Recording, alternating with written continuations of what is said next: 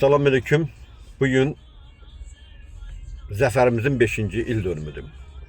Bu xoş günü bizə yaşadan şəhidlərimizə, qazilərimizə, şəhid valideynlərinə, əməyi olan bütün ölkə başına tutmuş, ta ən kiçik məmuruna qədər, vətəndaşına qədər, arxamıza duran, arxamızı dar gündə söykəyəcəyimiz bir kürək olan qardaş xalqlara, Türkiyə başta olmaqla Pakistan və İsraillə burada qeyd eləmək olar.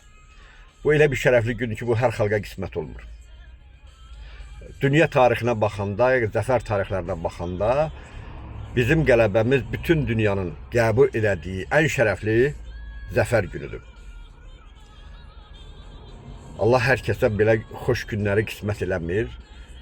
Düzdür, qanı bahasına olsa da, ancaq müharibələr bəzən nəinki insanlara, dövlətlərə də şərəf gətirir. Bax, bu bizi şərəfli günü yaşatdığına görə hamıya təşəkkür edir. Kimin ki bir kiçik də olsa zəhməti olub bu işdə, onların hamısına təşəkkür düşür.